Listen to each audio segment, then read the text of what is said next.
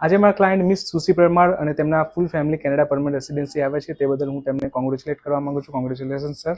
Thank you. Congratulations madam. Okay, so finally તમારા permanent residency આવી ગયા છે. કેવું ફીલ કરી રહ્યા છો? ગ્રેટ, મજા આવી એમ. સરસ. સો ફર્સ્ટ તમે જ્યારે આવ્યા હતા સ્કાયલાઇનમાં, ત્યારે તમારી મીટિંગ કોની સાથે થઈ હતી અને એ ઇન્ક્વાયરી કેવી રહી હતી, અને એ ઇન્ક્વાયરી પત્યા પછી તમે એવું કેવું ફીલ થયું કે જેથી તમને એવું લાગ્યું કે ના, હવે સ્કાયલાઇન સાથે જ મારે આગળ વધવું છે? એકચ્યુઅલી સૌથી પહેલી ઇન્ક્વાયરી તો મારી પાર્થ જોશી, તમે પોતે જ તમારી જોડે જ થઈ હતી. અને એ ઇન્ક્વાયરી પછી મને વિશ્વાસ બેઠો કે ભાઈ મારું કામ અહીંયા 100% થઈ જશે.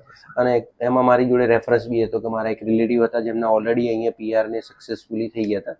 એટલે મને એમ બી કોન્ફિડન્સ હતો કે કામ મારું થઈ જશે. પણ મળ્યા પછી વધારે કોન્ફિડન્સ આવ્યો અને કામ મારું સક્સેસફુલી પતી બી ગયું. ઓકે, સો ડ્યુરિંગ તમારું જે પ્રોસિજર સ્ટાર્ટઅપથી લઈને નોમિનેશનનો ફેઝ કેવો રહ્યો અને નોમિનેશનથી લઈને પરમનન્ટ રેસિડેન્સીનો ફેઝ કેવો રહ્યો?